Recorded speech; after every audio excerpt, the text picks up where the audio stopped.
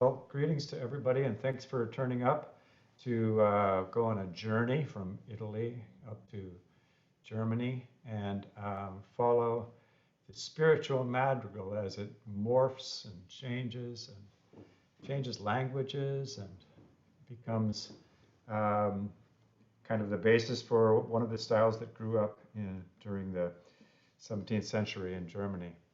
Um, I'm going to share my screen now, as I am wont to do. Let's see if I can make this actually happen. And go like that. Can you all see something that says the spiritual madrigal goes north? Raise your hand if you can. Yay. Okay, good. Well, you might have already read this first splash page here, which is simply the description of the event that you're attending.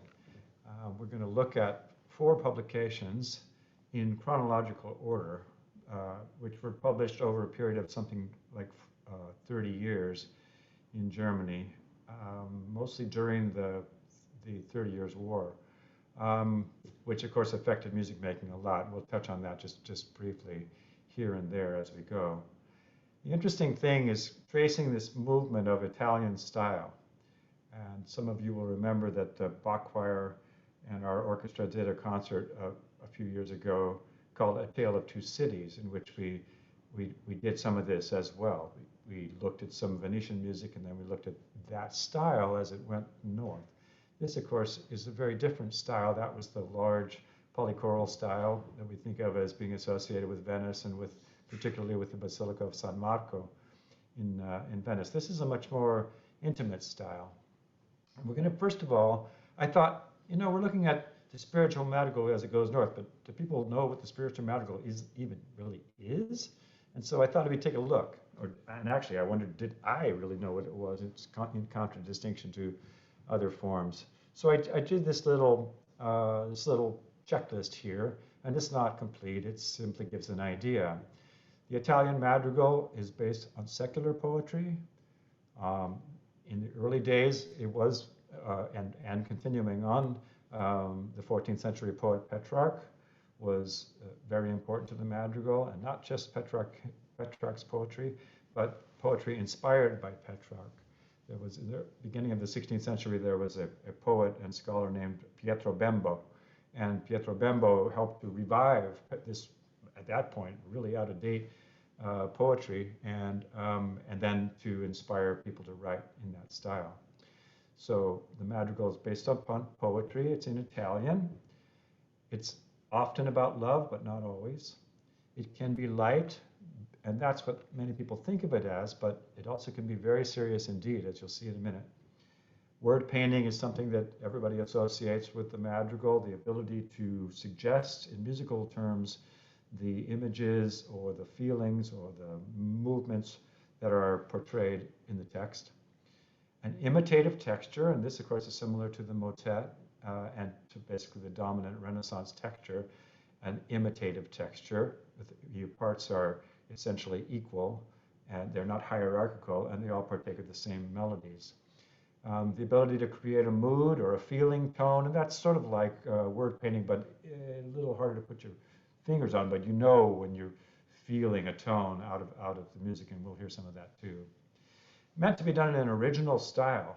The term mannerism, of course, now means something different, but back then it was the idea that each artist should have develop his or own really original style, and this was very important with the madrigal. And then a lot of people think the madrigal is fun and games and shepherds and chasing each other, chasing shepherdesses and all of that. And that's part of the style, but a lot of those pieces aren't really madrigals. They are strophic tunes with names like canzonetta or balletto. But that's not what we're talking about. We're talking about the madrigal. And then sometimes later on, especially in the 17th century, we have instruments. Normally you think of it as an a cappella form. I'm going to give you an example here. And as we get into this example, I'm going to show you something cool, which is that all of these 4 books that we're looking at, 4 publications that we're looking at, and some of the obliquely related ones like this one here, are all available in their original part books online for free, just like that, at a place called imslp.org. And I thought it'd be fun to show you what these prints originally looked like. So for each case, I have the title page, as you see right here. Luca Manenzio, Il Quinto Libro dei Madrigali, fifth book of madrigals, a cinque voci, for 5 voices. And here is the table of contents. The piece we're going to look at is called Consumando mi vo, page 7. And finally, here is Consumando mi vo, as it appears in the cantus or soprano part, and you'll see in a moment modern notation. So here we have a decorated initial, the syllable, the letter C, Consumando mi vo di piaggia in piaggia. And here's the treble clef, meter signature, and the notes going down. Now these notes are usually in longer note values than our modern ones, so when we look at the actual modern notation, here's the poem, we'll go back to that in a second.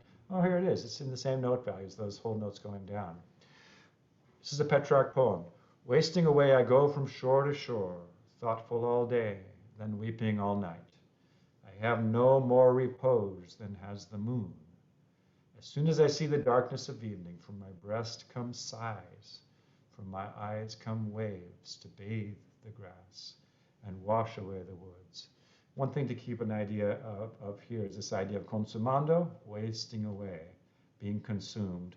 And also in the last line you see da bagnar l'erbe, these waves of tears coming from my eyes to bathe the grass. And you'll hear the consumando and you'll hear the bagnar.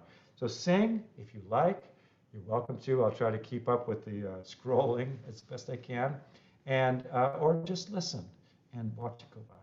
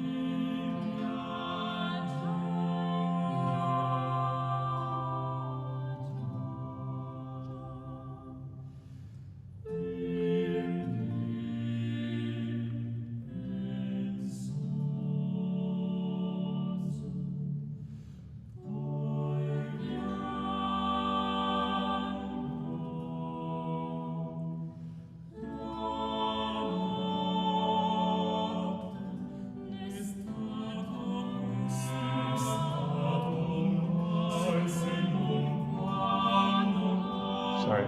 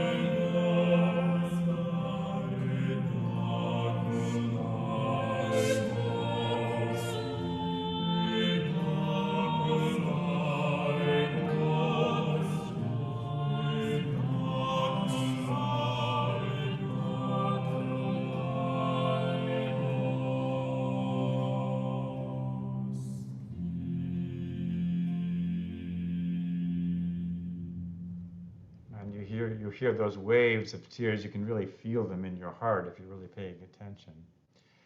The sacred madrigal, as one would imagine, is based upon the madrigal, and particularly upon the more serious types of madrigals. It grew up mostly in the latter half of the 16th century, and it, of course, included sacred poetry rather than secular poetry, sometimes prose. Still in Italian, and that's one of the distinctions. It's in the vernacular. Still inspired by Petrarch, and indeed, Petrarch wrote many religious poems as well, and many of those have been set by composers such as Palestrina and Lassus and others. Often about love, and the images in the music and the word painting are not that dissimilar when describing love for God, love for Jesus, the agape kind of love, the kinds of love that we read about in the Song of Songs. Generally serious, though it can be ecstatic. Still lots of word painting, but somewhat less of the active pictorial type. That would be climbing up a hill, the notes go up, running back down the hill, the notes go quickly down, that sort of thing, that sort of naive sort of word painting, somewhat less common in the sacred madrigal, or the spiritual madrigal, as it's often also called. Still the imitated texture, still creating these moods or feeling tones, but in line with the sacred purpose, and still definitely intended to be done in an original style.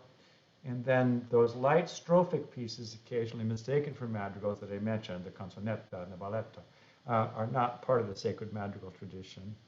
And our example here is another one by Luca Marenzio. It's Quasi Vermiglia Rosa it's called Il Primo Libro de Madrigali a Cinque Voci, the first book for five voice madrigals, but only one came out, just the one. And here's the cover page. Il Primo Libro di Madrigali Spirituali, and you can work out, if you want, the date, which is 1588. And here's the table of contents. And here's the first page of our piece. You can see it's in one flat. That funny looking clef marks middle C.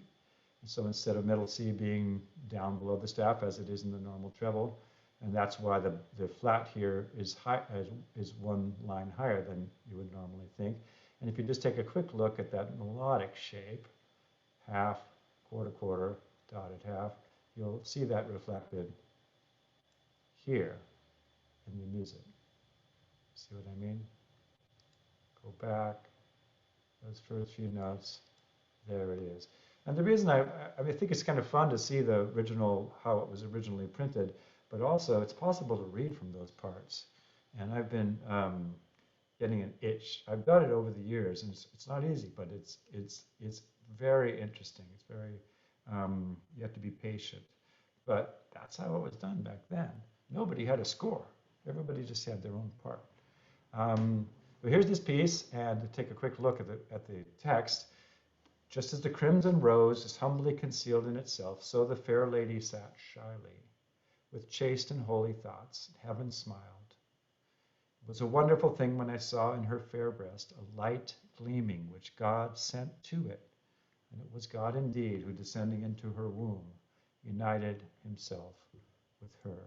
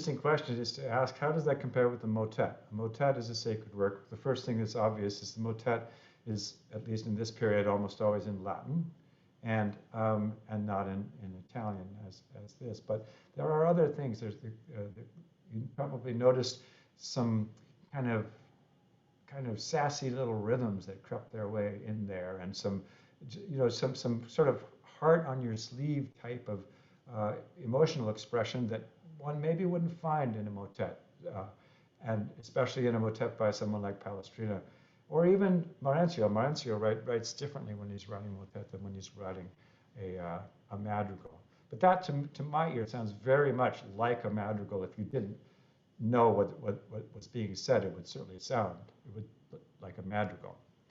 Now, the spiritual madrigal goes north, and I'm not going to read this whole thing, but I started writing down my notes and ideas, and I couldn't stop. But that's what kind of happens with me. So during the late 15th and early 16th centuries, this is just setting the background kind of, the music came south. Northerners came south, and they took all the good jobs in Italy for quite some time. And the style came down with them, this what we call the Franco-Flemish style that began, it had roots in the 14th century, but it developed greatly in the 15th century, and many of these people came down. People like Josquin, for example, who was northerner. All those guys were northerners that were working in Italy at the time. The whole Sistine Chapel was basically, the whole choir just about were northern composers who came down to get a good gig, and for the food, of course.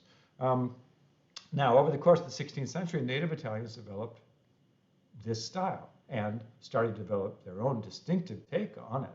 By the end of the 16th century and into the 17th, this style was going north, and Italian musicians were going north to work in Vienna, to work in places up north, and this style was moving, and it was able to move much more readily than it had before because of music printing. During the interim between when the Northerners came down and the Southerners started to go up, talking 150 years-ish, music printing started. Music printing started around the year 1500 in Venice, and it grew hugely over the course of the 16th century. And that made it possible for people, unlike composers such as Hassler and Schütz, who came down to study in Italy and then went back north. The publications went north and were able to be shared around with the musicians. So it became, and this happened, of course, happened in many, many areas. It wasn't just music. The pace of change happened much more rapidly. And so you have people like Michael Pretorius and Schein and Scheidt and Schütz. By the way, those three were all born within 2 years of each other. Schütz, 1585, Schein, 1586, Scheidt, 1587. And they knew each other as well, which is kind of cool. We're going to focus tonight on these 4 volumes, and these are musical publications which incorporated lots of the techniques, including even specific mention of the fact that this style is the madrigal style, or the madrigal manner, as it's called, is one of our desiderata. That's what we're trying to get here. And so let's take a look at the characteristics of the characteristics of the spiritual madrigal in Italy and then in its descendant up north. Usually in German, of course, it's still the vernacular, sometimes sacred poetry, but more often the texts up north are from the older New Testaments, as would be a motet. Inspired indirectly by Petrarch, I don't know so much directly, although some northerners like Lassus, who spent a lot of time in Italy, did set Petrarch's sacred poetry. And then again, here we have this idea of agape, of love for God being expressed through the typical madrigalian means. And then there's all these love pieces that draw on the Song of Songs. And then there's another one which we're going to touch on, a piece by Hammerschmidt, which follows this thread of love for the baby, for the child Jesus. And it's often represented as a really personal, physical love, just the kind of love that you would have for your baby, or just holding a baby, which is amazing even for those of us who aren't parents. And then there's still lots of word painting. Some of the composers are more apt to do that than others. Schein, who wrote a lot of secular music as well, did a lot of word painting. And he loves to express words. We're going to hear him first. Still an imitative texture. And then the light strophic pieces down below at the bottom there don't appear as they were in Italy, but we have the chorale up north. And so the chorale provides that sort of, not that all chorale pieces are simple by any means, but a sort of a four-part homophonic chorale setting often provides that sort of simple way of making music. And of course, singing in church and out church was very, very important in that culture. So now we're going to go on and take a look at some music by Johann Hermann Schein. Just a little background on him. He spent most of his career as Thomas Cantor at Leipzig, where Bach, who was born a century later, held the same position from 1723. Lots of secular and sacred music. And this next comment seems kind of simple-minded, but I have to say it. Somehow, through his music, you get the sense of him being a really good-spirited person. And it's also, he was known to have his students and his friends over a lot, and they made music together in his home. And it's just a warm feeling that one gets of him in almost all of his music. And tonight we're focusing for our first of our 4 volumes, the 1623 Israel Brünnlein, or the Fountain of Israel. And in the preface of this piece, Schein refers directly to Italian style, including the Madrigalische Manier, the madrigal manner. Here's the cover page of the confused part, and if I blow it up a little bit, you might be able to see, let's see, 1, 2, 3, 4, 5, the 5th line down, right here, Italian Madrigalische Manier. And so this is very explicitly referring to, and obviously the music modeling itself to some extent on the Italian madrigal. Table of contents. Let me shrink it back down a little bit. I think I just have to do this. Yeah. And here's our first piece. Consider what God has done. Who can straighten what he has made crooked? Think about word painting with this one. When times are good, be happy. But when times are bad, consider God has made the one as well as the other. Thus, one cannot discover anything about one's future.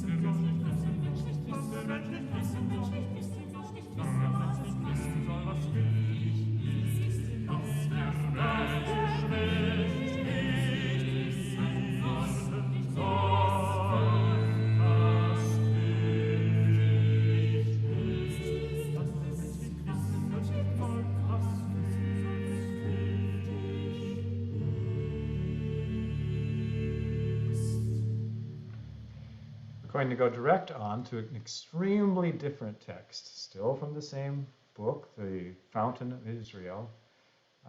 This one, as you can see from Genesis, Da Jakob vollendet hatte die Gebot an seine Kinder.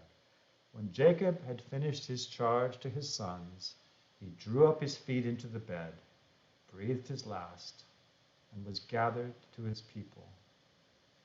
Then Joseph fell on his father's face and wept over him and kissed him. And this is a good place to talk a little bit about, I think that a way to get closer to almost any vocal piece is to take a look at the words before you listen to the music, to try to get a sense of what the words are about. But maybe imagine in your own mind, and you don't have to be a composer or even a musician to do this, what you might do with it if you were a composer, if you were sitting down to write. Some of it's obvious, you know, you're not going to write happy dance-like music to this poem, right? And similarly, the other way around, right? You know, trippy music doesn't usually have a sad, deathly text. That's very obvious, but what could you do to paint some of this stuff? It's hard to paint finished his charge to his sons. You might be able to paint, drew up his feet into the bed. I don't know. Breathed his last. Yeah, gathered to his people. Joseph falling on his father's face, weeping over him and kissing him. You just think about it a little bit, and then you get instructed by the master. And that's what's so great about it, is because this guy's been dead for so long, and yet we can experience in this very direct way how he felt about this poem, or this, not a poem, but this biblical passage. How Shine felt about it is embedded in his music.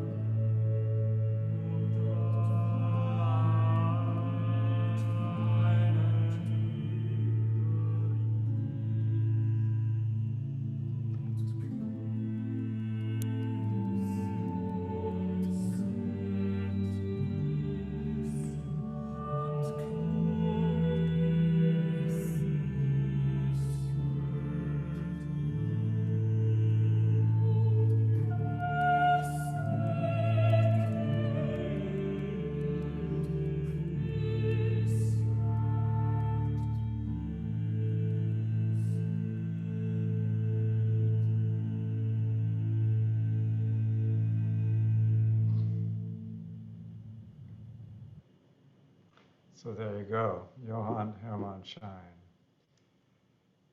Excuse me 1 second while I do a little technical magic that I've never quite done before. We're going to go along to our next composer, and his name is Tobias Michael, or Tobias Michael, if you prefer. I realized not long ago that everyone calls Michael Pretorius, even though no doubt he was called Michael Pretorius, but there you have it. He came from a musical family. He was a son of Rogier Michael, and he had a brother who was also a composer. And they came out of Flanders through Vienna to Saxony. He was born at Dresden. That is to say, Tobias was born at Dresden. And he died in Leipzig. He was Schein's successor as Thomas Cantor at Leipzig. He was very, very prolific, and in fact made a really extensive collection, or caused to be published. It was a manuscript, actually, a manuscript collection of all of his works, and he wrote hundreds of works. But now his name is not very widely known. There are a few CDs. He's a wonderful composer. We're going to look at the first part of his Musikalische Seelenlust, which means musical pleasure for the soul, published in 1634.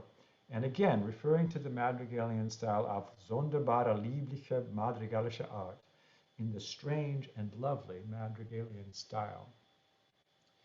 Here's the book, the first part of the book. Here's where I get to make a confession. I was slightly over optimistic about being able to obtain scores for Tobias Michael, and especially, as it turns out, that UC Berkeley Library is not open to people like me at the moment.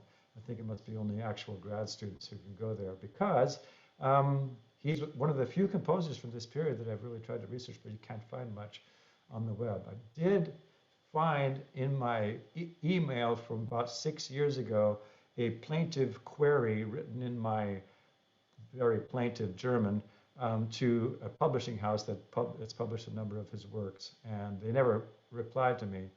But after this project, I went back and I did discover a place to buy them, so they're on their way across the Atlantic Ocean. In any case, I don't have as many pieces from this book as I'd like, and you see the part book and you think, well, why didn't he just transcribe the damn piece from the part books? Well, because online are available 4 part books out of the 5, and one of them is incomplete. So it would have been a challenge. I would have had to recreate a part, and I don't think I'm up to that. In any case, the one that I do have is one that the Bach Choir did with our orchestra a few years ago when we did the Brahms Requiem. It is a setting of a work of a biblical passage that's famous from the Brahms Requiem, Die Erlöseten des Herrn werden wiederkommen. Die Erlöseten des Herrn werden wiederkommen. But this, of course, was long before Brahms. And here's the translation. The redeemed of the Lord will return and will come to Zion with rejoicing. Eternal joy shall be upon their heads. Joy and bliss will catch hold of them, and pain and sighing must away.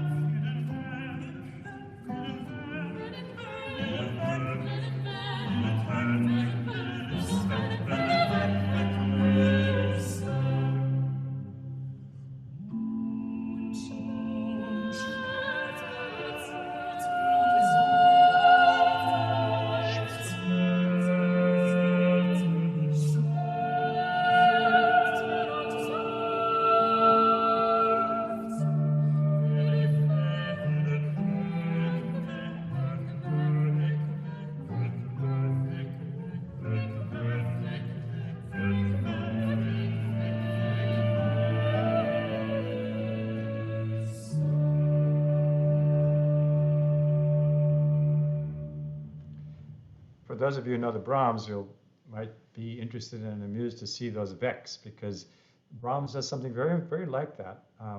And it's not to say that he knew this piece. It's pretty unlikely that he did. He might have known. Bach's Jesu meine Freude, which uses Vec Vec in a verse in much similar way. It's more likely that he would have known that. He certainly knew a lot of shoulds, we know that. So he probably knew Shine. Whether or not the works of Tobias Michael were available to him is unclear. The next example, this is the only one that I'm able to play for you where I have a recording and a score from the Seelenlust, but I have a treat, which is another piece by Tobias Michael. And this is, as you can see, it's a publication called Angst der Hellen und Friede der Seelen. Anxiousness about hell and peace of the soul. And it was commissioned, 23 composers were commissioned by this fellow down here, Burkhard Grossmann, to set Psalm 116, the music. And I think 23 of them did. I'm not sure, maybe some didn't, but there is a large collection, which I have in my library. And it includes a setting by Tobias Michael.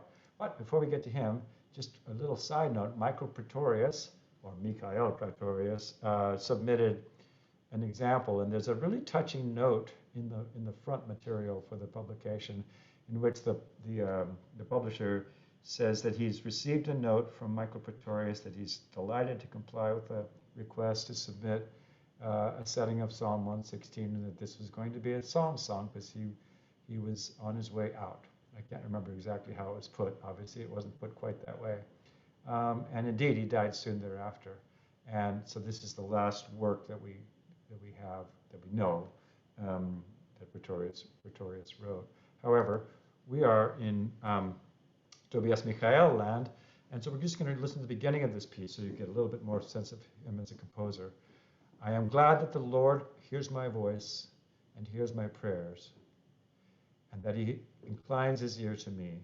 Therefore I will my life long to him call. The bonds of death had me imprisoned, and fear of hell had come upon me. I came into misery and need, but I called out the name of the Lord. Oh Lord, rescue my soul.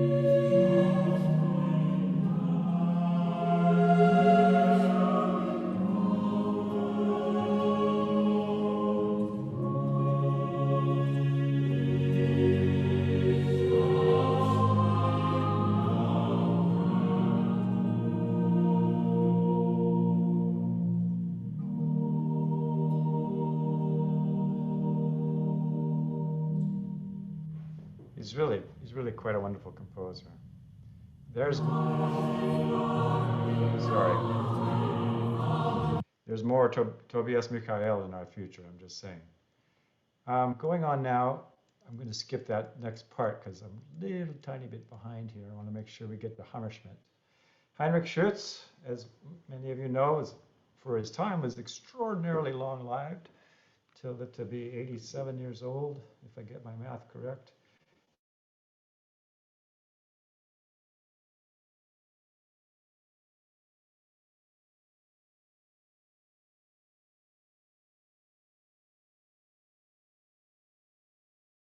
His career, he was dying to go to Italy in the first place, and he made the most of it down there.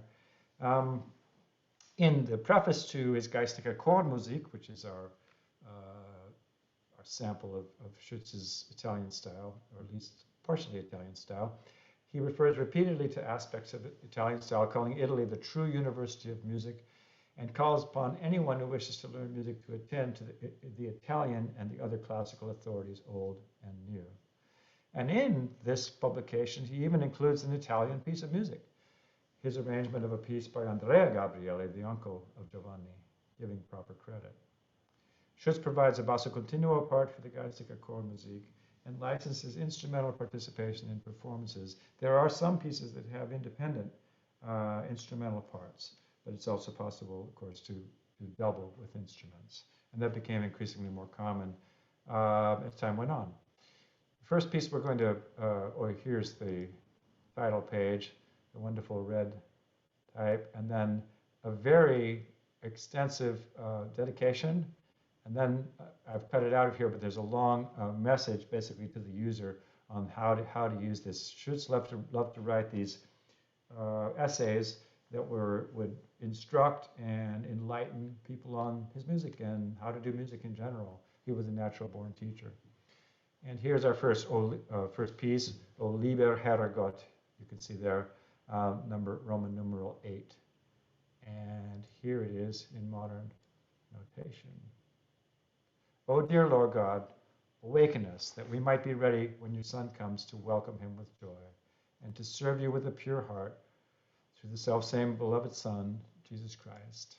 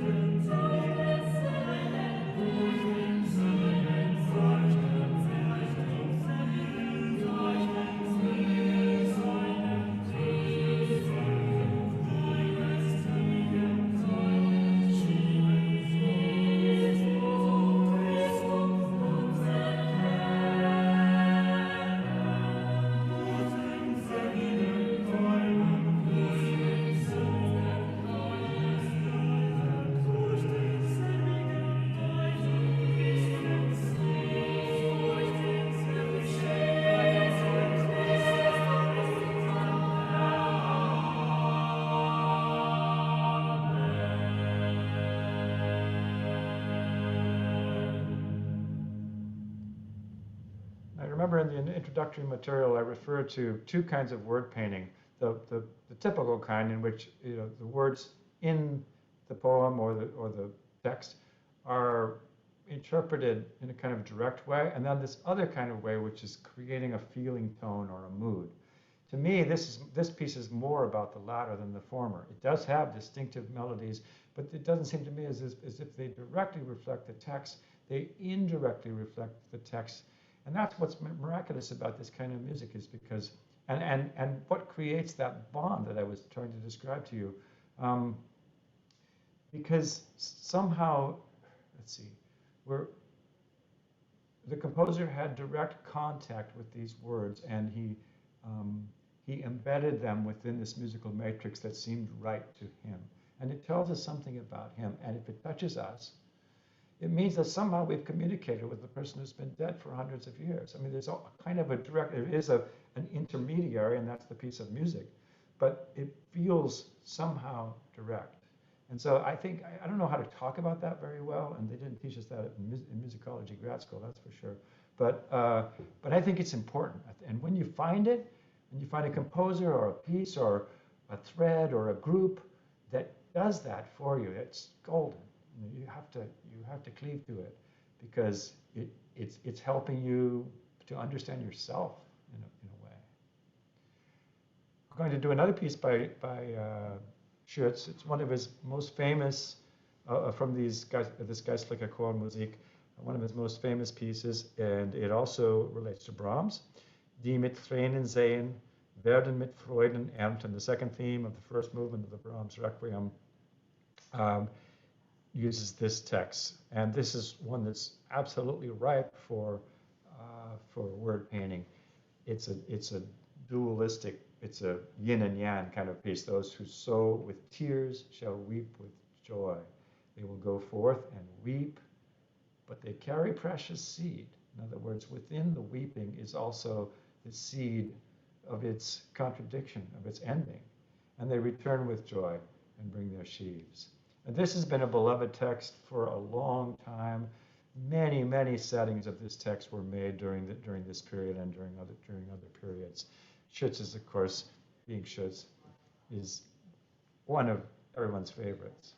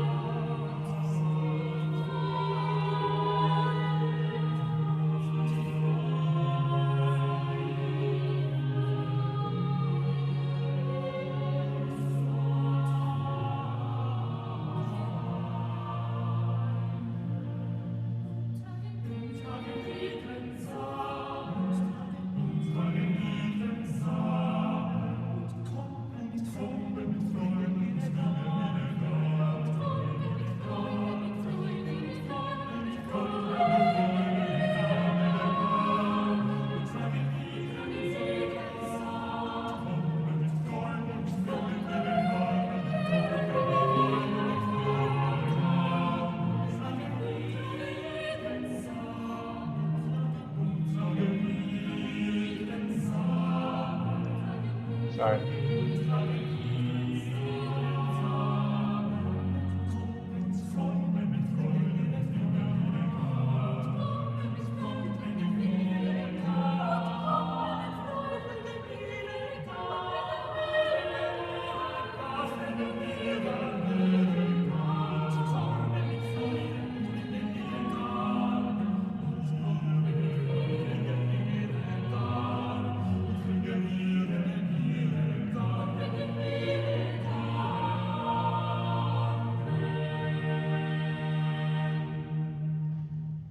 Tell me that's not a madrigal. It couldn't resist, right? I think it's one of the reasons the composers love that piece so much is because of the ending of that text. It's fantastic. We're going to go now a little bit further down into the show. Let me just get to Andreas Hammerschmidt and listen to and sing a little bit of Hammerschmidt. Hammerschmidt's probably Tobias Michael and Andreas Hammerschmidt probably equally little known to the general public, although Hammerschmidt for sure is a real force in 17th century music and quite well known in that field, especially in sacred music. As you can see, he was born in Bohemia, spent most of his life in Saxony. He was called the Orpheus of Zittau, his city in Saxony. Wrote lots of sacred music, and he maintained the old style and the more modern style at the same time, much like Schütz. Schütz kind of did the same thing. He did lots of seconda pratica work, but also lots of prima pratica work, the first style, or what you might call the Palestinian style. Tonight we're looking at the fifth part of a series called the Musikalische Andacht, musical devotion, and it's described as well as two of the others upon its title page as being written in the Madrigal manier, and the use of basso continuo is specifically approved. So here you have down in here somewhere, auf Madrigal manier, nebst dem basso continuo. These are wonderful plates here, or cuts. Index. And here is a poem by Heinrich Schütz. So it's one of those deals where, you know, when you're about to publish your book, you go around to all your friends and people who like you and get them to read the book, or even if not read the book, browse the book and then write something good. But it's actually, I didn't translate it out for you, but I kind of hacked through a bit of it. It's a very, very nice poem in honor of Andreas Hammerschmidt by Heinrich Schütz. We're going to look at a psalm setting, Psalm 100, by Hammerschmidt for 6 voices. One second here. We go. Hold on to your hats. Jauchzet, jauchzet, jauchzet, dem Herren, jauchzet, dem Herren, jauchzet, jauchzet, dem Herren, jauchzet, jauchzet, dem Herren, jauchzet, dem Herrn. Jauchzet, dem Herren, jauchzet, dem Herren, jauchzet, jauchzet,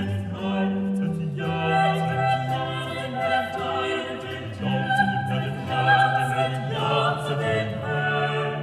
Kommet für sein Angesicht mit Frohlocken. Kommet für sein Angesicht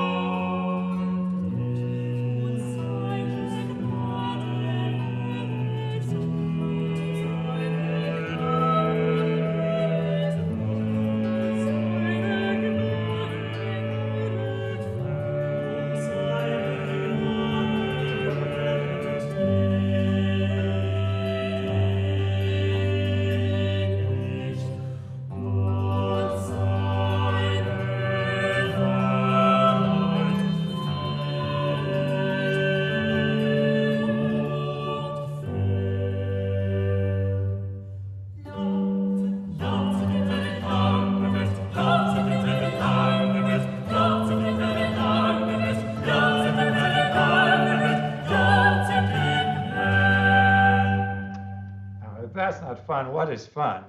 That's got to be in our future too, right?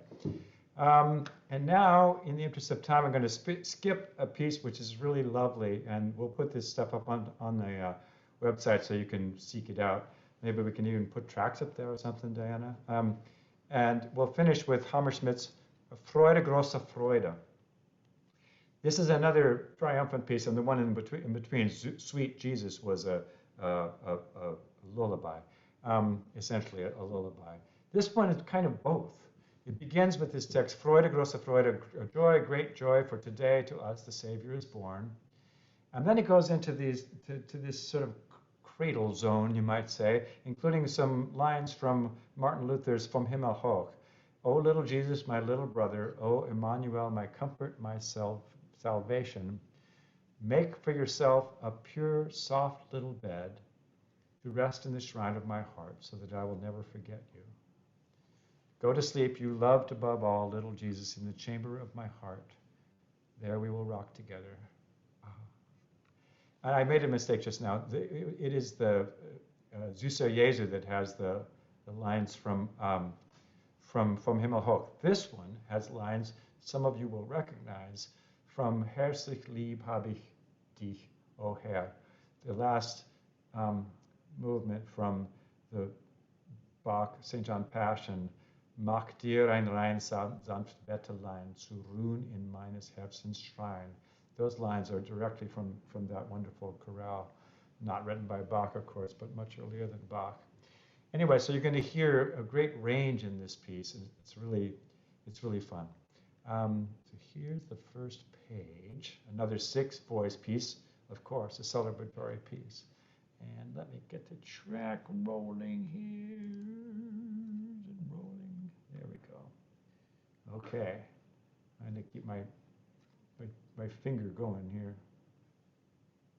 Trying to turn pages at the right time, but everybody reads at their own speed, right? Some people want it turned sooner, so I'm trying to play to some mythical average person out there.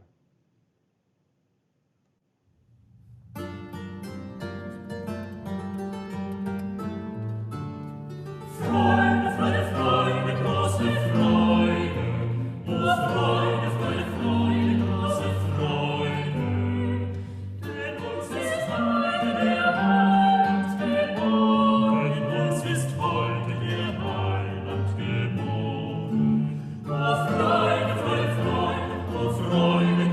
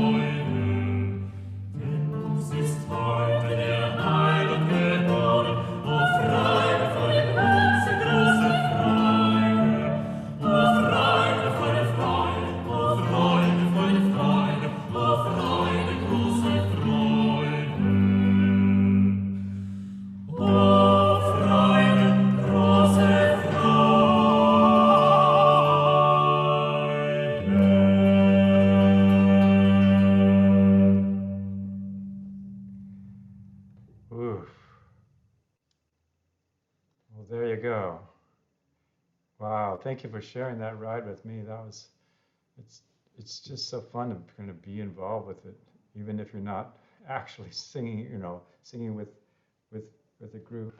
And it's nice. Along the side, I could see a little stripe of some of you all during it. And I love that too.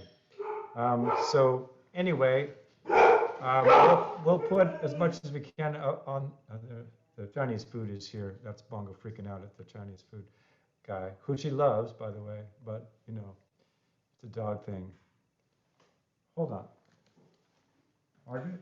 Oh. Well, I just want to take a second here. Bob, I'm just going to mute you for just a second with Bongo. But I just want to take a moment here to say thank you, Bob, so much for another wonderful evening of learning and music and listening. We're just grateful for you. And I just want to let everyone know here, I'm seeing everybody's face here on the screen. It is just an absolute joy and pleasure to see you here on a Wednesday night. It's just so great that 30 of us are able to get together and be here and learn a little something and sing music that we love and be part of our community. And in a time when, arts organizations are struggling and we're trying to make this turnaround, Sonoma Bach is strong and we're making great content and we're sharing experiences with you, and having you here and being a part of our organization and part of our little Sonoma Bach family is such a big deal for us. And so I just want to say thank you to all of you for making time for us and being with us through this year. And we're really looking forward to next season and getting ourselves kind of back in the swing of our Sonoma Bach lives. So thank you all for being here. And thanks again, Bob.